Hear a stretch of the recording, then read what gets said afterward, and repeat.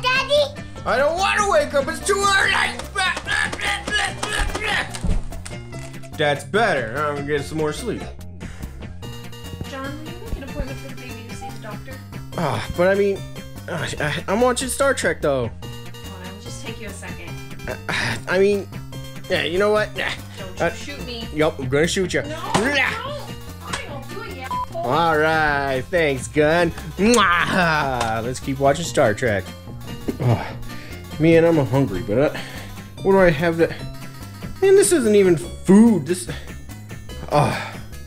Ooh, I know what to do. Alright, that's what I'm talking about. Yeah, pizza. Nom.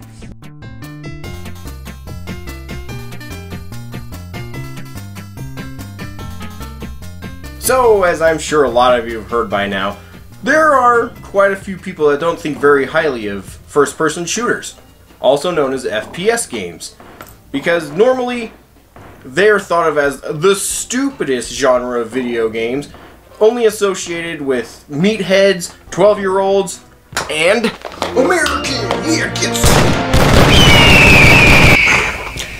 And the reasoning for that is, what do you normally think of when you think of a first-person shooter? That's right, very little story, and a steroid blast of action straight to your eyeballs to shoot people's faces and tear your enemies to bits, right? Well, that's something we need to work on, because there are all sorts of subgenres to the FPS games. And to give this video a little bit of structure, I'm going to go in order of my least favorite genre to my favorite. Now, keep in mind, I'm not saying these first few are bad. They're just not the ones that I prefer. So, you know, another reminder, I'm not saying they're bad. So, you know, don't hate me. And for a bit of visual referencing, we're going to start the scale with Daikatana, John Romero's hilariously blown out of proportion bad game, all the way on the bottom. And in the middle, Wolfenstein, the original, because even though it was a great game, there were improvements that could be made, and seriously, it set a pretty high standard. All the way to the top, where the best game ever lives, and it is known...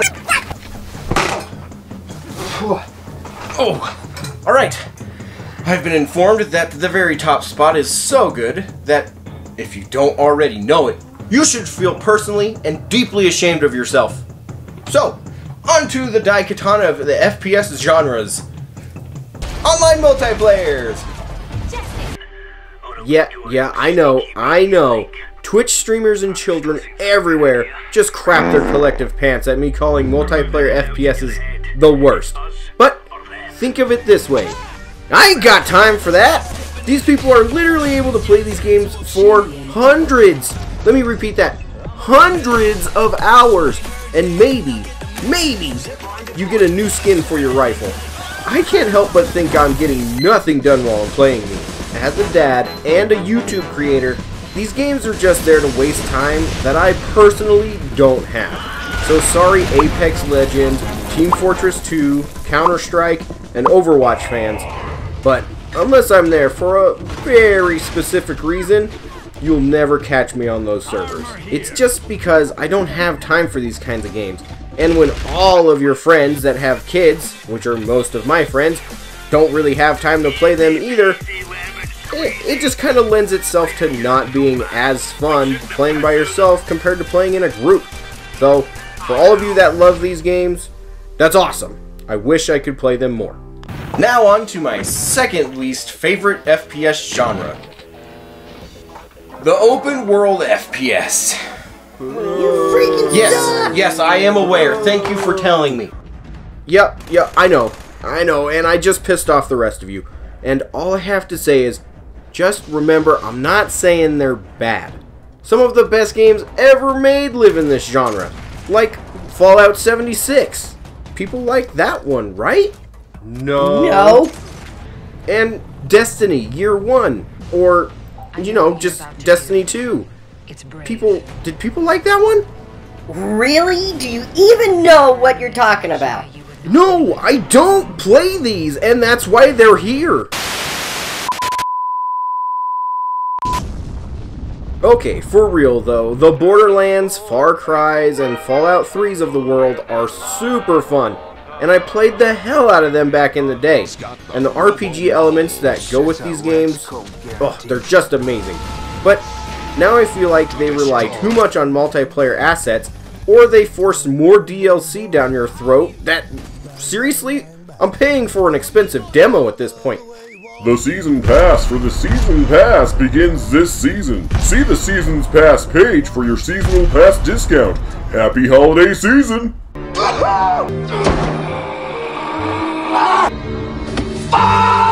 So yes, these games are good, but now they're getting a little too long, way too pricey, and come on, these are basically the games as a service model now, so, you know, friggin' nobody got time for that crap. We're now on to the gooey center of this Oreo sandwich that is the FPS genre. And for this one, go ahead and turn your brains off and point, because we're talking about on-rail shooters, baby. Get your quarters out. Woo! Yeah, let's hit up the arcade. John. Hey, John. Over here. Yeah, you see me? You know you want to pick me up and start shooting those bad guys. Shoot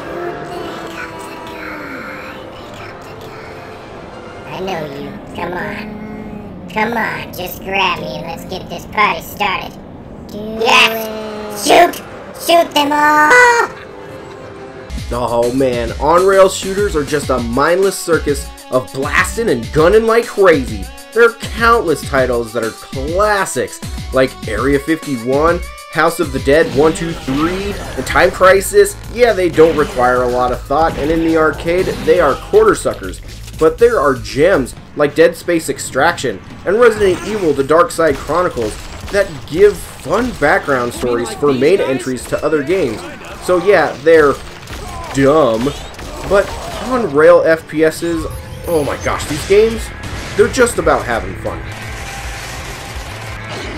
On to the next layer of this delicious double-stuffed Oreo that is the FPS. Whew, you know what? I'm gonna be right back. So good. Oh yeah, what was I saying? Oh yeah, the next FPS genre that we're gonna talk about is the horror FPS. Man, I love Oreos. I know, it just sounds like we talked about these, because on-rail shooters normally deal with horror ideas like zombies and scary stuff, but these horror games are a beast of their own. Like Resident Evil 7, where you basically begin the game freaking helpless, and then you become an unstoppable badass towards the end. Or games like Silent Hill Shattered Memories, or Outcast, where you don't shoot a lot, or even at all. But the presentation of not being able to see anywhere but right in front of you can truly be scary as hell. I wish there were more games like these that I could talk about, because the horror genre is just amazing, and mixing it with the FPS genre just feels right. Sometimes.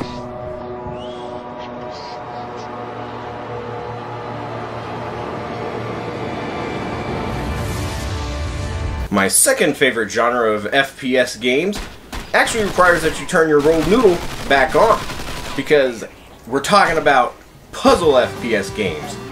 And unfortunately, there really aren't that many of them for me to talk about, but damn do I love flexing my gray mass and trying to solve these brain teasers. These are the games that really push my point of FPSs truly being underestimated. Games like Portal, Superhot, and Quantum Conundrum ask the player to solve puzzles by using portals to get them from one place to another, or even by changing what dimension you currently stand in to reach the end of a human-sized maze. So, if you ever want to feel smarter and somehow like a glorified lab rat at the exact same time, maybe puzzle FPSs are the thing you're looking for, especially if you like cake. But there's no sense crying over every mistake. You just keep on trying till you run out of cake. And the science gets done and you make a neat plan for the people who are still alive. to the granddaddy of all FPS genres, the cream of the crop, the freaking reason FPS even exists, unadulterated action genre. Ooh, yeah, I know in the beginning of this episode I said it's more than about just shooting things in the face, but let's be honest, we love this stuff! And yes, you all know I'm speaking truth when I say that games like Doom and 007 GoldenEye changed our gaming lives literally forever.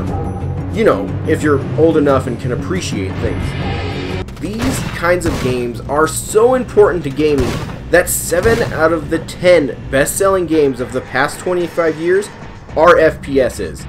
7! Oh, and by the way, they're all action titles.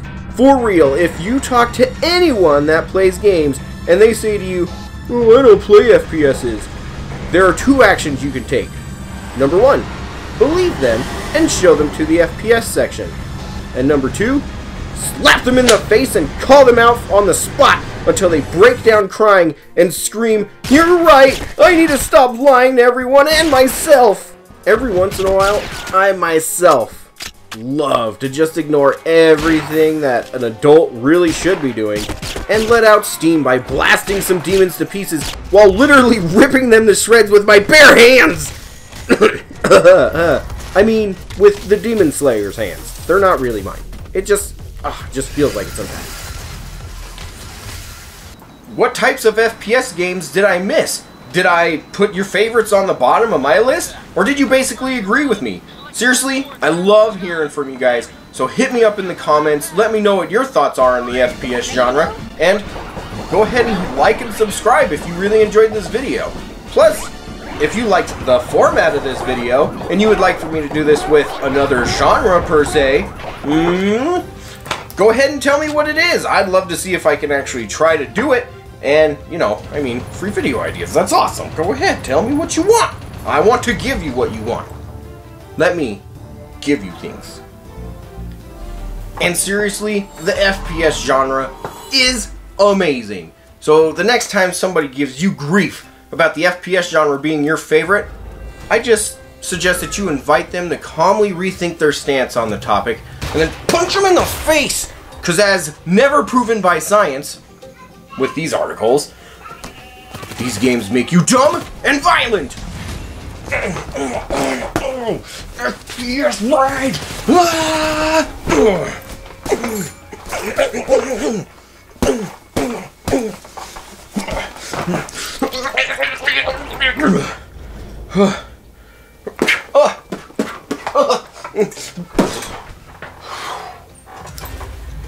I think I've made my point. Haha!